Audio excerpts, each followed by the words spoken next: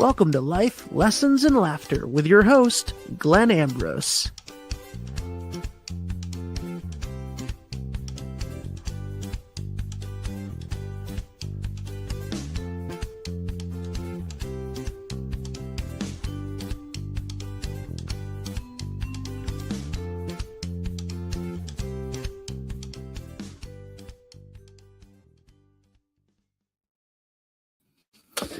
Hey, everybody. Welcome to the show. So let's dive right in. I think I usually dive right in. Let's dive right in again. So today I wanted to talk to you guys about rights and preferences. And I'm going to preface this by saying, like, we have to give up what we perceive as our rights to things. This entitlement, and I don't mean entitlement in a way that, like the younger generation is often criticized for feeling entitled, and there's some truth to it, but when I talk about that subject, often I say, okay, well, what are they entitled to? They would like to have decent pay so they can afford a home or at least an apartment, not necessarily a house, but at least in a decent apartment and a vacation, and to be able to drive a car without stressing out about paying their bills. That seems like a reasonable ask for society. I don't think people should have to work for 10 or 20 years to stop suffering. So in that way, like I say, well, they just want good things in their life. There's nothing wrong with wanting good things in their life. It's just, what I'm talking about here is the attachment. Okay, so I'm going to need you to kind of journey with me a little bit, because I'm talking about things at a deep level. And if you're trying to intellectually understand them on a surface level, your ego is going to come up with all kinds of alternative ways of looking at things in disagreement, quite honestly. Because the ego is trying to protect itself, and it's trying to protect its mind-made perceptions and ways of interacting with society. And I'm challenging all those. So you got to go a level deeper and try to absorb this. You can even honestly put some attention on your heart, and you'll find that you can actually understand things on a deep level, taking in information through your heart as opposed to through your brain. It's actually very interesting. Play around with that sometimes. But back to the topic. So it's words are just signposts, that pointers towards something. Also keep that in mind as we're talking deeper, because you got to think deeper if you're going to understand what I'm saying. Once you understand what I'm saying, then you can decide whether you agree with it or not. But you got to go underneath that ego. So when I say, we have to let go of our preferences, our what we perceive as our rights, it's basically, what I'm saying is we have to let go of the attachment to them. Okay, so it's not that we're never going to have preferences. It's not that we're going to stop liking pepperoni pizza because we just have no preferences. And this is a thing that the ego uses to keep us stuck. What it is if you notice that, like if you contemplate Wow, I didn't know I was going to talk about it this way. If you talk about your preferences, like, and letting them go, there is a certain level of fear that arises, a little apprehension, a little anxiety that arises letting go of our fear, our preferences. Why? Why does that incur fear? Why does that bubble up fear inside of us, a little apprehension in our chest? Why does it why does it do that? And it's because it's the death of the ego. It's a death of an aspect of ourselves. We perceive our preferences as part of who we are. So if I come in here and say, hey, you need to let go of those, the first thing the ego does is go, whoa, wait a minute now. Wait a minute. Who am I going to be if I let go of my preferences? I'm not going to have any preferences. I'm not going to care about anything. And, again, that's not true, but this is what our ego says. What? Who would I be? I'm going to waffle around just not giving a crap about anything. And I'll end up homeless in the streets because I don't care about anything and laying around, and it creates this fantastic delusional reality that you're going to turn into if you risk letting go of your preferences. And it will do that with just about it when you when you threaten to let go of any other aspect of your ego.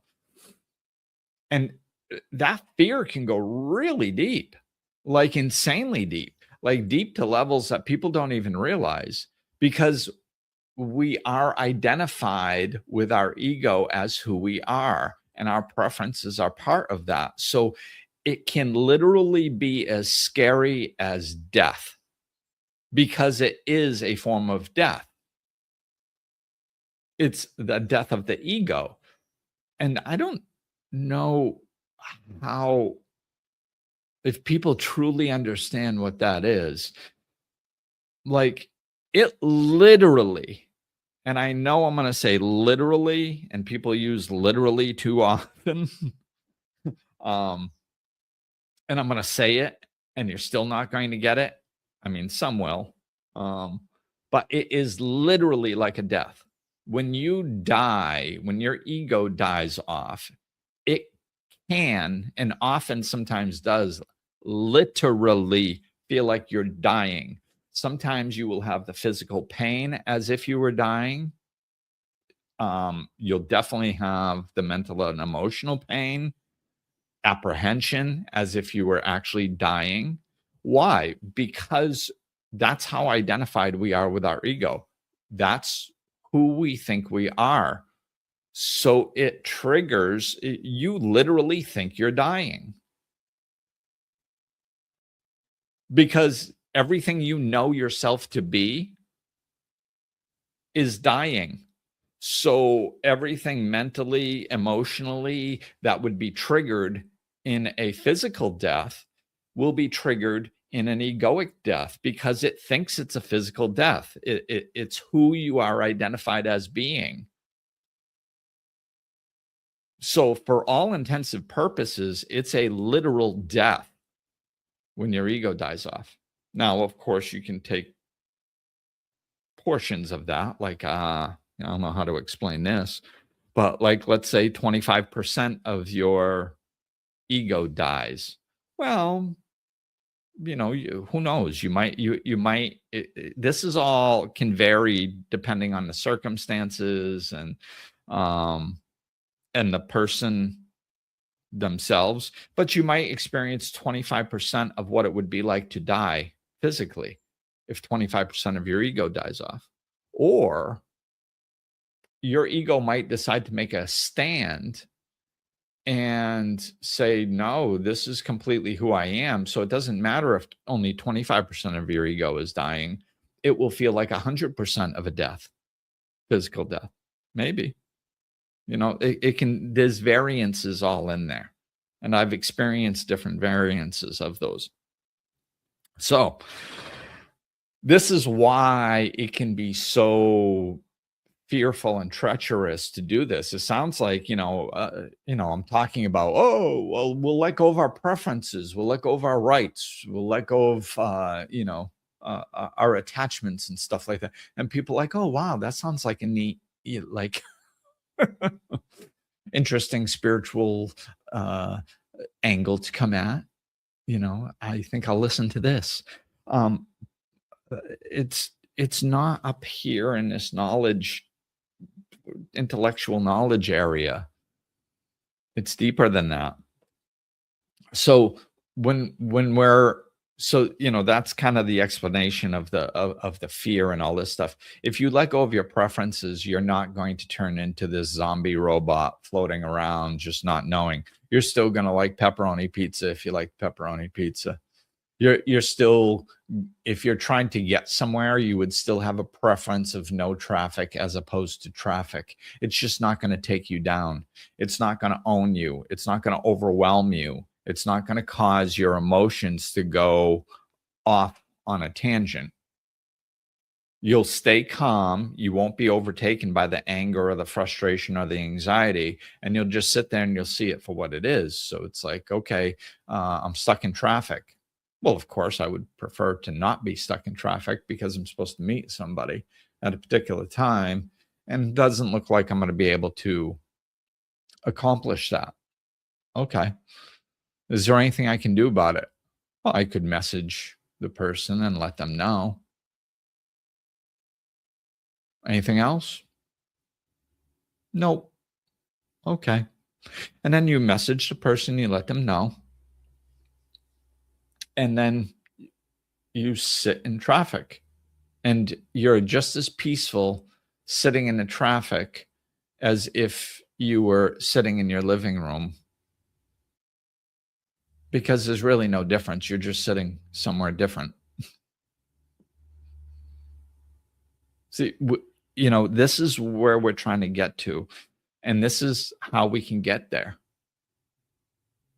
It's by letting go of our preferences. So like I said, I still have a preference that I wasn't sitting in traffic because I'm supposed to meet somebody. But then once I work through that, one, it doesn't overtake me. I don't experience a bunch of fear and frustration and worry, and I don't pump all those negative toxins through my body by putting that stress on myself, because that's what we're doing. We're doing that to ourselves. We're like, oh no, it's the traffic's fault. Okay, yeah, that makes sense. It's like kicking a coffee table, hurting your foot, and then blaming the coffee table. It's like so sitting in traffic, it's funny, I just use that example. My son literally did that a couple times when his ego was developing when he was young. It was just like he kicked the coffee table, accidentally, and then get really mad at the coffee table. And it's like, but the coffee table didn't do anything. It was just sitting there, right? It's like, yeah, but the ego wants to protect itself. So it wants to project blame onto something else. And it wants to feel righteous. So it does all that. And then we walk around all upset.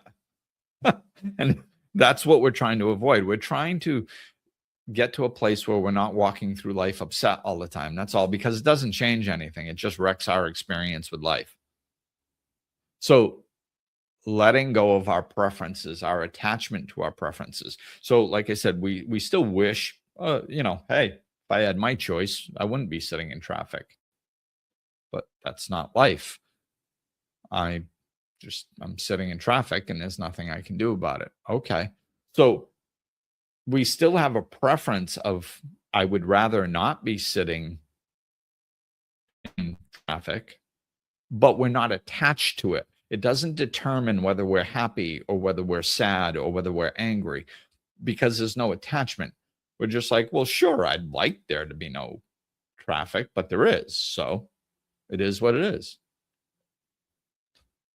That's letting go of our preferences.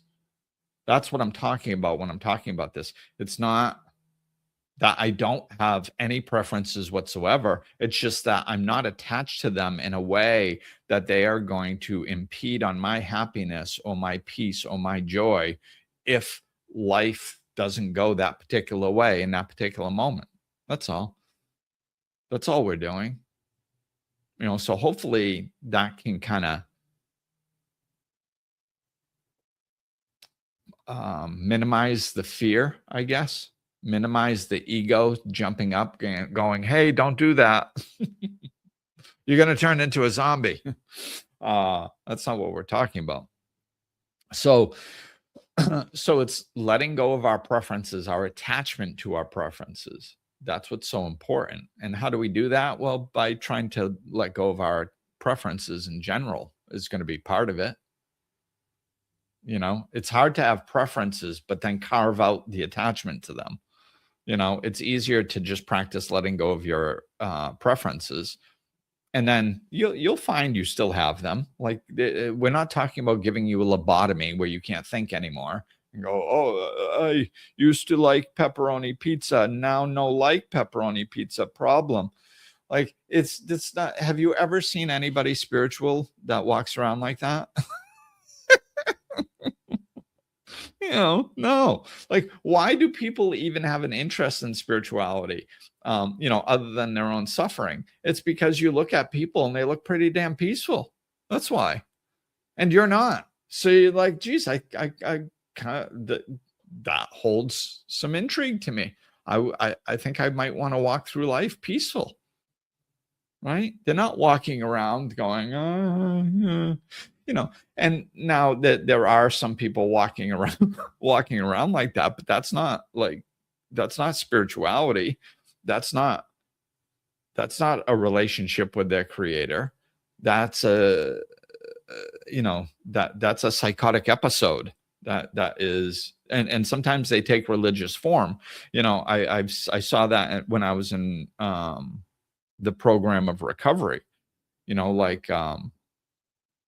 When the light comes on in somebody's eyes, it's absolutely beautiful. It's, when somebody like just opens up to a true relationship with their creator, it's the most beautiful thing I've ever seen. However, sometimes occasionally I would see people who fell into a particular religion, and had like a religious experience.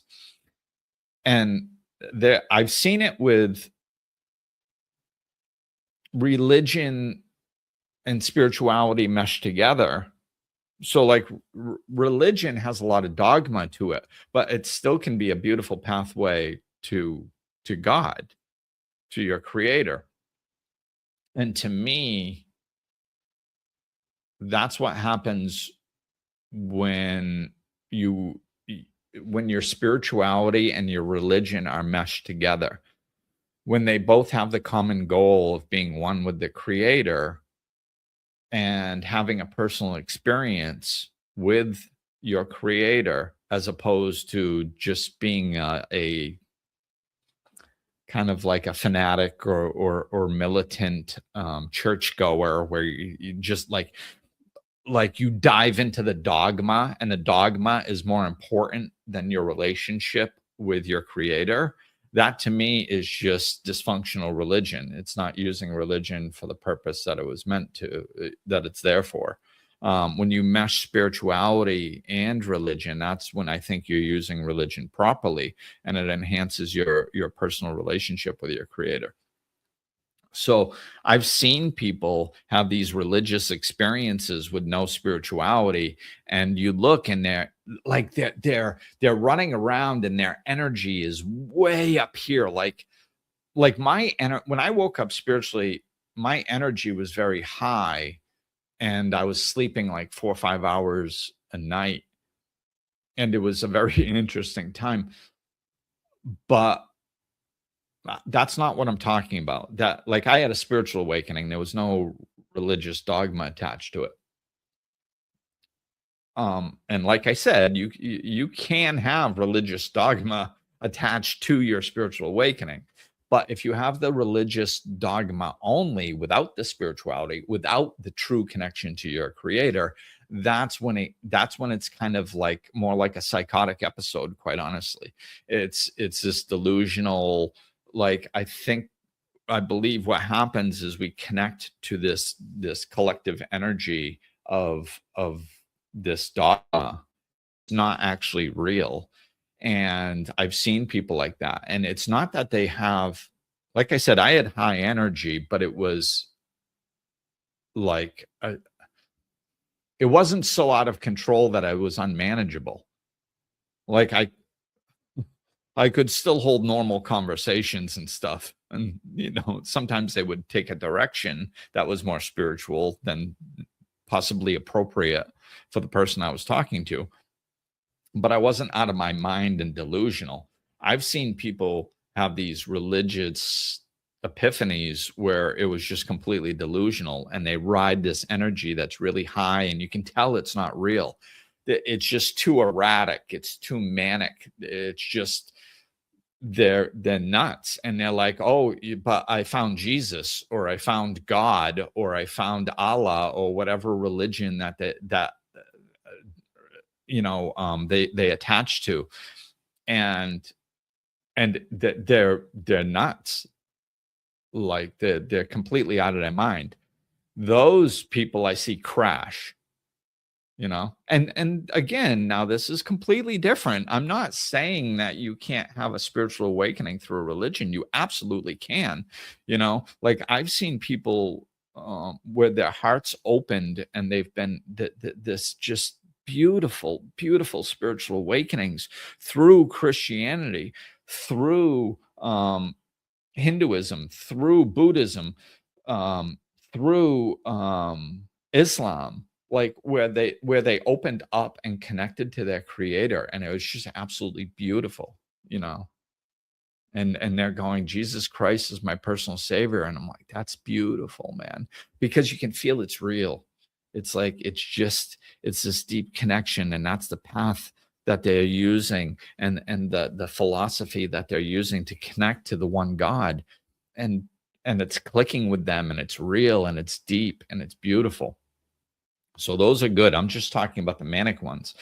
Sometimes they'll last, I don't know, usually like a couple weeks. You can't fly high on that energy for too long because it's just manic and it's not real. It's not actually from the creator. It's just this manic collective energy that they've attached to, and it's it's morphing the way that they're looking at reality. So then when a crash hits, it's usually extremely ugly. So I did see that happen. And I just kind of wanted to let you guys know that I guess that there's a difference, that happens sometimes.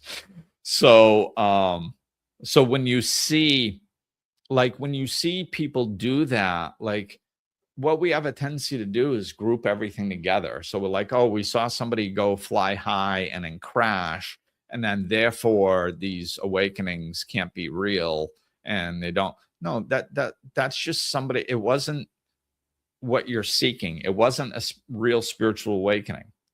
Like people that have true spiritual awakenings, they don't have a crash like that.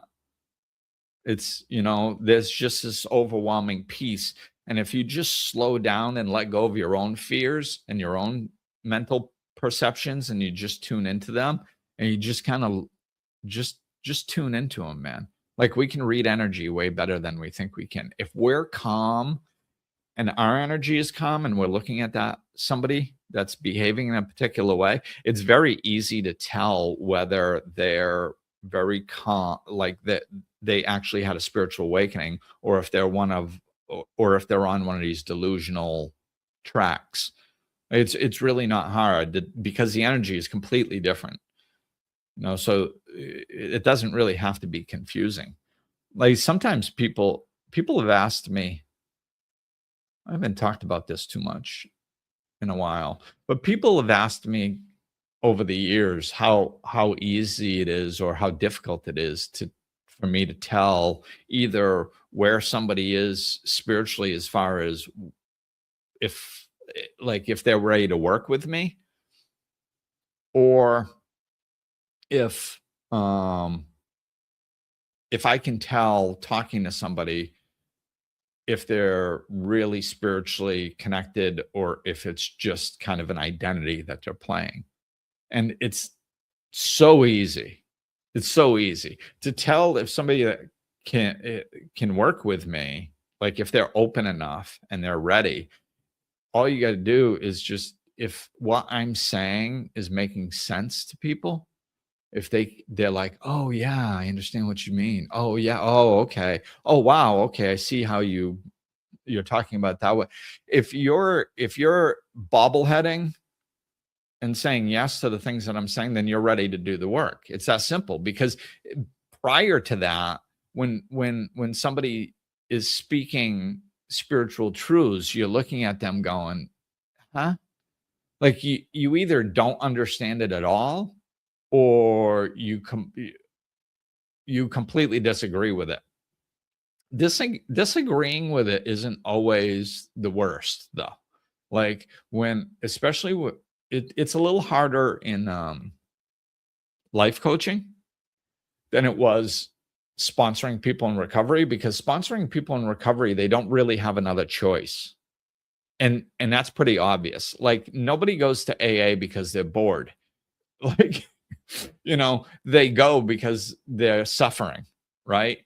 So usually, some of the people that challenged me the most when I was taking them through the spiritual text of the big book and teaching them the 12 steps and having them take them on the way through, and teaching them how to live their life differently on spiritual terms. Sometimes the people who challenged me the most and were the most skeptical were the ones that got it, because they were dealing with all the ego that was popping up, and they were dealing with all the objections that they had to the information. So then once if they were able, some just put up a wall and just gave you a hard time about everything. That obviously doesn't go anywhere. But some of those people, even as much as they were kicking and screaming and fighting against everything, there was a part of them that was open, taking it in too. And those are the people, often those were the people that got it because they fought through all their objections. They worked through them, you know. Whereas some people that were just nodding their heads in agreement, even though they didn't, it wasn't landing, they might not have gotten it. Maybe they should have challenged some things, right? So, but that, like I said, that works a little bit better in recovery because people are at such a low bottom. Whereas normal in life coaching, it's easier for people to go, well, my life's not completely destroyed, so I don't need Glenn's advice. I don't need to become a different person. I could just meander through life the way that I am. So those people, if they're constantly challenging you all the time, a lot of times it's not an attempt to work through it, and they don't have the stick-to-itiveness enough because of a low bottom to continue working and push through all those objections. So with life coaching, a lot of times there's less objections and more openness. People have to get to a point where they're ready. So, all right, that was a little bit of a tangent there. Maybe a big tangent. Who knows? But I want to get back more specifically on topic, although I know that all this stuff plays a part and hopefully is going to help it land better. So letting go of our attachment to our preferences. And the other thing I put in the title is no rights, no preferences, right? So no rights. And the reason I put that in there was because I was just reading this post earlier by Muji. I'm not even sure if that's how you pronounce it, but he's great. And so I wanted to it was just a different way of phrasing things that I really liked. So I'm going to read some of it. and then I'll expand on it. Um, so he says, if you want to go to the end, give up the feeling that you have any rights in life. You don't own any rights. Don't own the right to anything. So everything is just a gift. When you deserve nothing, everything is a gift, right? So we're like, think about what drags us down, what pulls us down in life. A lot of times it's when we think things aren't fair, and we rationalize them and look at it and think about like when somebody when you get into an argument with somebody else and it's really clear that you're right. The more right you are, the more just basic right you are, the more right you feel you have to be upset. So the more upset you get, right? So like if you're arguing with somebody and it's like, well, you know, I'll stick with the pizza thing. If you're arguing with somebody and you say, I like pepperoni pizza, and they say, well, I like green pepper on my pizza, like that's kind of obviously preference. Yeah, you might be able to play around with it a little bit more and go, well, no, green pepper is better because it's a vegetable, so therefore it gives you nutrients and blah blah blah blah. Like you can take it further if you want to just argue, but at the end of the day, it's kind of clear that those are just preferences and it doesn't really matter. One person might like one thing and one person might like another thing. So usually people don't get that upset over that type of, we'll call it a disagreement or a difference of preferences, right? But if you have something that is like something that's really basic, like,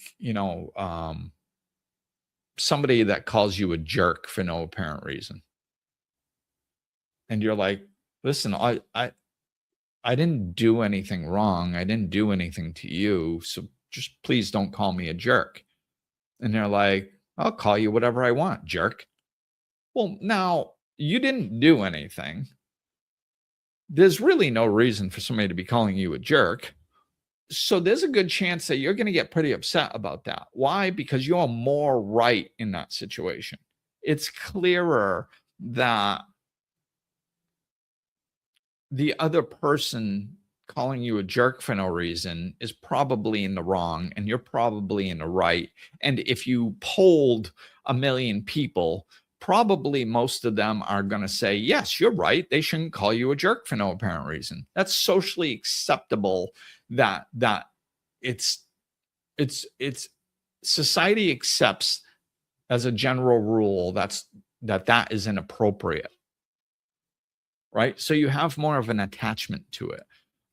But it's just, I have the right to walk down the street and not be called a jerk. And we'll bring it down to the basics to make it really clear that we're right and the other person is wrong. And therefore we have more of a right to be upset. It's very obvious that we should be upset. We have to justify how upset we are. If you were going through this, you would be upset as well. Right?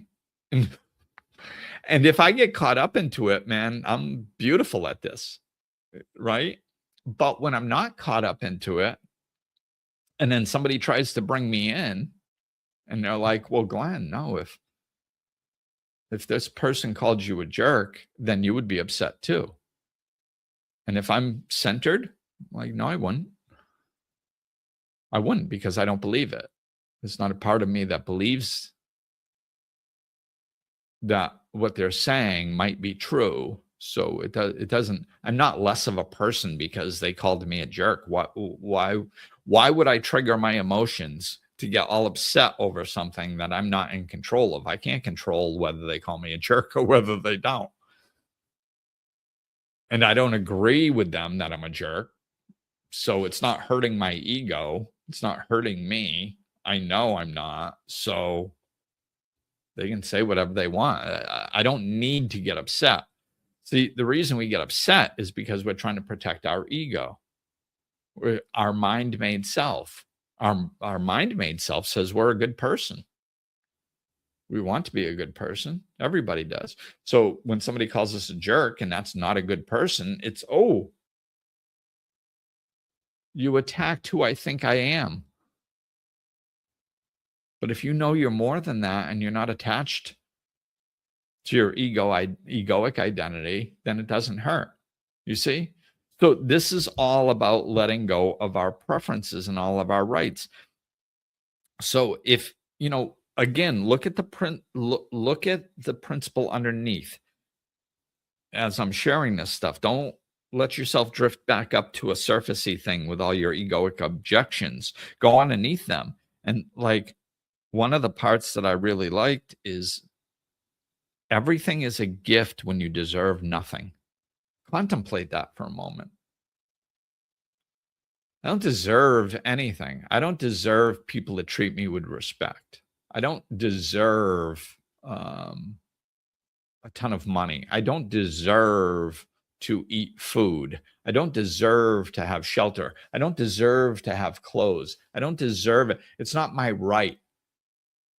There's not something wrong with the universe. What does this mean? This is what I mean by contemplating it. What does it mean? Well, it means that I don't have an unalienable right to this stuff. Like it means that if I don't have some of this stuff, like if I have people that call me a jerk sometimes, or if I get stuck in traffic sometimes, or if I don't have food sometimes, it doesn't mean that there's something wrong with the universe. It doesn't mean that there's something wrong with life. It doesn't mean that I'm a victim of life. It just means that I don't have some food at that particular moment. Now, most of us don't have to deal with that, not having food at the moment, right? But we can use it even with that. Maybe I should use an example that's a little more relatable, like, oh, I deserve a raise. No, you don't. Deserving puts an attachment to it. We don't deserve a raise. We can think that a raise is appropriate. So here's the difference. So let's use that raise thing. So if I think that a raise would be appropriate, let's say, I'll make up some hypothetical scenario. And, let's say I've been at a job for 5 years. I'm doing a really good job. And let's say they've even told me, hey, you're going to get a raise if you do a good job. Oh, okay. So then I'm doing a good job and I'm sitting there and I go, well, I deserve a raise. That means I'm attached to it. And if I don't get it, there's something wrong going on. Right. And that's not necessarily what it means. It doesn't mean that life's being unfair to you. It doesn't even necessarily mean the boss is being unfair to you. It doesn't mean the company's being unfair to you. They don't have to give you a raise. There's not something wrong if they don't give you a raise, right? So no, I mean, don't get me wrong. Let's say I go to the boss and I say, hey, you had mentioned that raise and I've been doing a really good job and I was wondering if I could get that raise. Nothing wrong with that. That doesn't mean you're attached to it. It just means you're asking for something that you want. Beautiful, good. And then the boss says, no, sorry, things are tight. We can't give you the raise. Okay, well, that's a business. They have the right, right? They have the ability to choose whatever they think is best for their business. So, like, let's say hypothetically again, they look at the numbers and they go, you know what? Our job here in this business is to make profit. So, like, we're going to make more profit if we keep this person at the same pay rate that they are now, because I don't think they'll do anything. And then we'll just make more profit. Or, our profits dropped recently, so for other reasons. So now we don't have the extra money to give the raise. Let's say it's one of those two. They can decide that. Doesn't mean that there's something wrong in life. Everybody has the right to make whatever choices they want to make. That's just how life is, and you have an agreement. And so then you go, let's say you upscale it. And I'm trying to show you like the different levels of this. So let's say you upscale it and you go, okay, well, you said you were going to give me a raise, but now you say you can't give me a raise.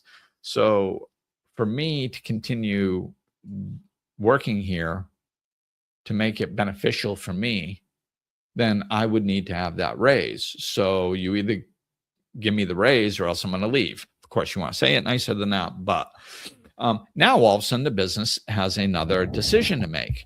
They have more information. So they can go, well, this person does make us a lot of money because they work really hard, and it's hard to find good employees and then to train them. So it would be worth it to us for us to give them a little raise and keep them. And that would be better for our profits, because let's face it, this is usually the decision, the mentality that people use to make decisions, unless it's strictly about power and control, which if it is, you might want to leave that company anyway. But so they go, oh, okay, so our profits would actually be better if we gave this person a raise than if we allowed them to go, paid somebody else, tried to train them, and blah, blah, blah, blah, blah. So yeah, we are going to give them a raise. Oh, okay, then you get the raise. That's just an agreement. It doesn't mean like you have a right to it or you don't have a right to it, or it's appropriate to get upset if you get it, or it's appropriate not to get upset about it. It's just a factual experience of life. There's no right, wrong. There's no, it's just, the company can be like, no, like, if we're going to pay you this much to do this job, if you want more, then you're going to have to leave and try to find it elsewhere because we're not doing it. They can do that. Anybody can do anything. We don't have a right to something. It's just an agreement. So they can agree to give you more money, or they can disagree and not give you more money. It doesn't mean that there's something wrong and that it's appropriate to be upset. You just go, okay, if I work here, if I continue working here, I will be getting this amount of money. That I asked them for more and they refuse. So that's the reality of the situation. So if I want more money to be doing this job, I need to find a different company that's willing to pay me more money to do the same job. I guess I'll start looking. And then you look around, see if you can find it, and maybe you can. Right? So that's dealing with things factually, just as they are, just reality. When we're attached to our rights and everything, it triggers our emotion. Why does it trigger our emotion? Because we feel we've been wronged. If we don't have any rights, then how can we be wronged? You see what I mean? That's why it changes the dynamic of everything. It changes. If I have a right to something and then I don't get that, then there's something wrong inherently with the universe because I didn't get what I was supposed to get. And that's a problem in itself. Now all of a sudden we're slipping into victim mentality because we're like, life is doing things to me, or this company is doing things to me that I don't deserve, that aren't fair, and I'm being punished, and I've done nothing wrong, so therefore I'm a victim. And that's the beginning of the end, like that sitting in victim mentality. We have to get out of victim mentality totally if we expect to have any level of happiness. That's like step one of the spiritual journey, is getting out of victim mentality. And this is basically all what I'm talking about, is getting out of victim mentality. If you have no preferences and no rights, then how can you be in victim mentality? Right. So it's the difference between going, oh my God, they've wronged me. It's not fair. This is horrible. And it triggering all those emotions because this person has power over you, and they're not using that power they have over you appropriately. The universe or life is denying you what you so rightfully deserve, and so we're victim, emotion. Whereas if we just get rid of the victim mentality, we get out of the preferences and our rights and all this stuff, and we just look at it factually. We just go, okay, well, the business and or the boss has the right to make whatever choices they make. I can't climb inside of them. There's no rule that says that they have to give you a raise after a certain period of time. And even if there was, they could just rip it up and change the rule. Like, it's not really a rule of life. Like, there's no spiritual law that makes that true in every situation. So the attachment to it is unrealistic. So if there's not an attachment to it, we just look at it factually and we go, okay, well, I'm in an agreement for them to pay me money and do this job. They're paying me money and they're doing this job, but I want more money. Okay, that's okay if you want more money, but you ask them and they're not going to give it to you. So you got to look elsewhere.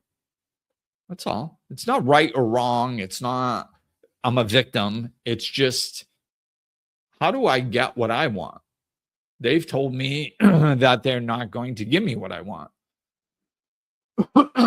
Excuse me. As long as I'm working here, I'm probably not going to, from what they've said, I'm not going to get what I think is fair. Okay, well, I'll go seek it elsewhere.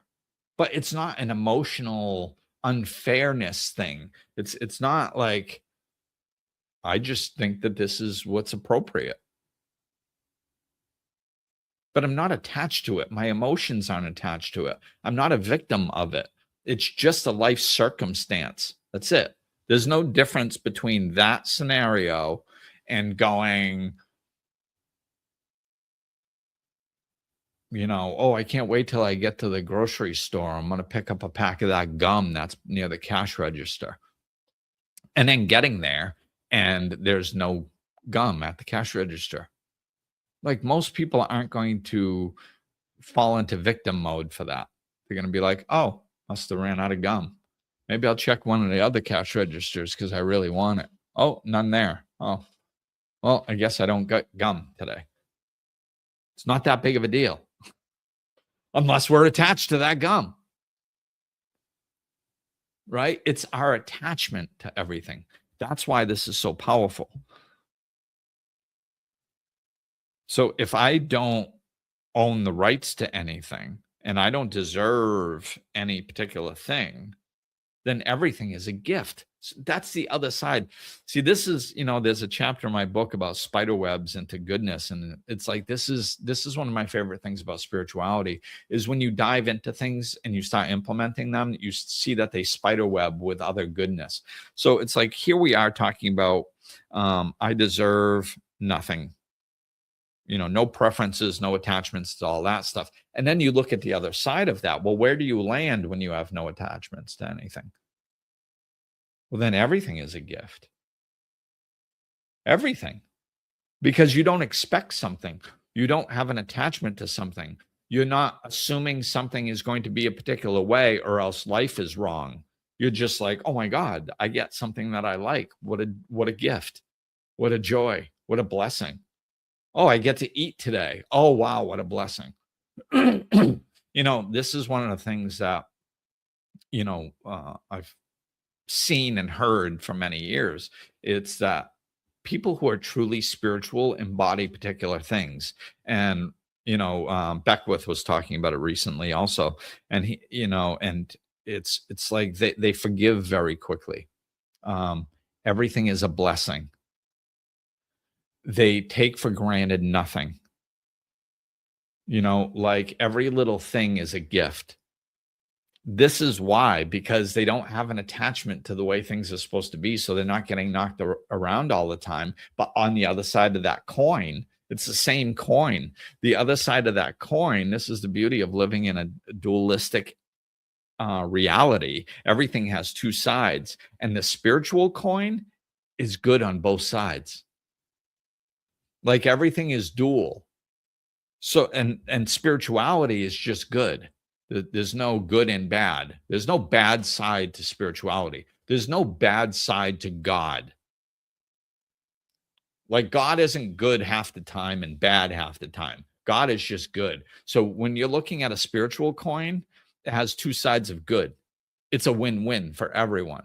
There's no sacrifice needed. It's just total expansion, right? Whereas on the earthly plane, the transitory reality that we live in, then everything is dualistic, good and bad. There's a good side and there's a bad side.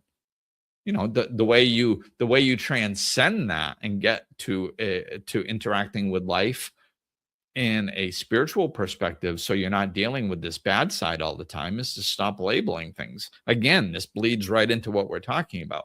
Like, nothing is good or bad. It's just us putting a label on it, and our thoughts saying, oh, that's bad. Oh, well, then it's bad. It's not necessarily bad. It's just something that's happening. And there's actually benefits that can come out of whatever that is. Whatever suffering you're seeing, it's possible, if we're looking at life from an eternal perspective, which is spiritual, we look at it and we see people suffering. It's like, okay, like me being an alcoholic for 20 years, like, and other people have even more obvious and dramatic suffering than that on the physical realm. But we'll just use that for an example. Me being an alcoholic for 20 years and suffering, it's like you look at that, I'm hurting myself, I'm hurting those around me,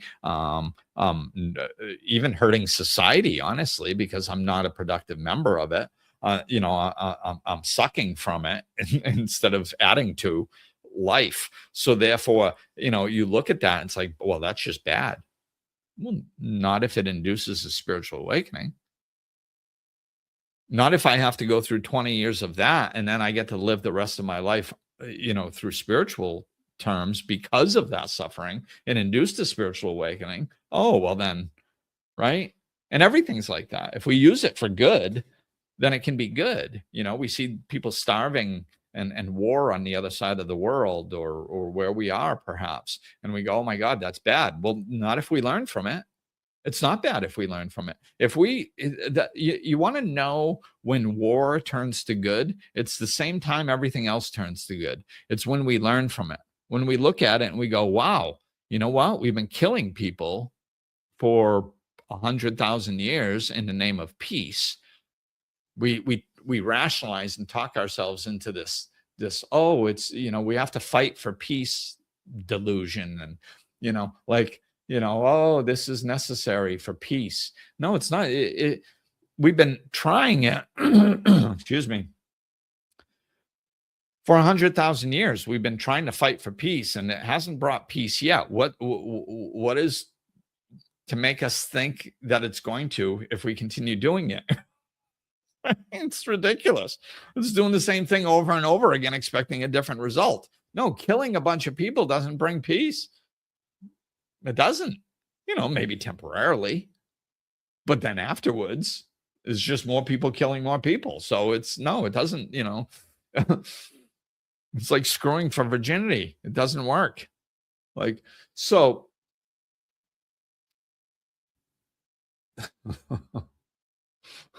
I gotta kind of reel it in and wrap it up here. So I'm just going to disconnect from that completely and bring it back here. So it's having these preferences. I'm going to read a little bit more here because, everything is a gift.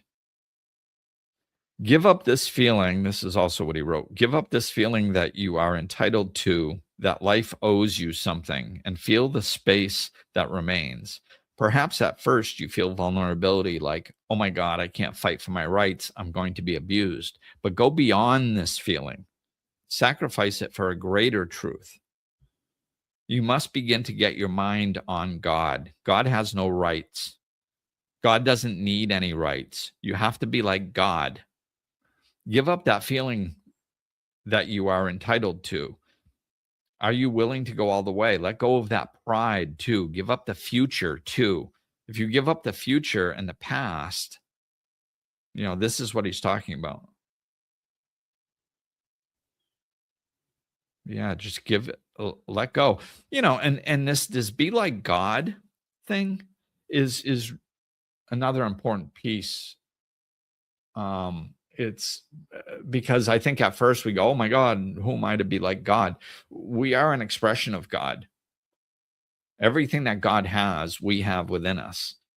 And the more we lean in and express that, I mean, Jesus said, be like my Father, perfect in heaven. Like we have the ability to be perfect spiritually, not humanly. So if we can be like God, we can walk through life like Jesus, we have that ability. All the sages and philosophers have told us this. I'm not saying it's easy to get there, but yeah, the other thing he talks about is being having a fear of being an idiot. It's like, don't, it's just a mental construct, you know?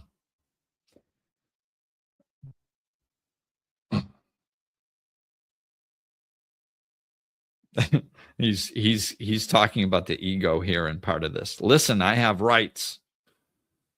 When I have rights, the world has made me a bunch of wrongs. Let go of that pride. I'm proud to be a woman. I'm proud to be a man. I'm proud to be handsome. I'm proud to have accomplished something. That you belong to a certain race, religion, or nation. Give up all of these things. These are all egoic. They don't belong to you.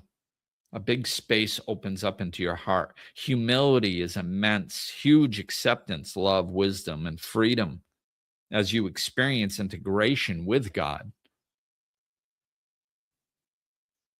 And no force on earth can manipulate or imprison you because you have made yourself empty of everything that constitutes a person. Why do you think it's so great to be a person?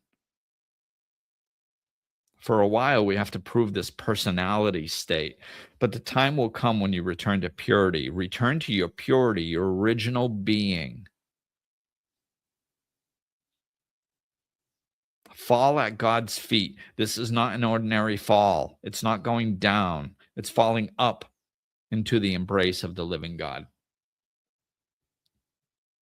This is why I'm like, man, that's some good stuff. I got to talk about this, right? This is what we're doing. We're opening, we're letting go of all that stuff. Letting go of our preferences and what we think we have a right to, and now all of a sudden we're just completely open and loving. And he even says, well, he says the same stuff that I've been talking about. It's like we have to work through that egoic death. He talks about the egos. Hey, wait, what about this? Hey, wait, what about that? Just like I was talking about it earlier. It's like our ego is going to stand up and throw a temper tantrum over this. Why? Because a portion of it's going to die if we adopt it. But that's what we want. We want it to die off. It has too much control over us. We want it to just minimize and just be open. That's where our peace lies.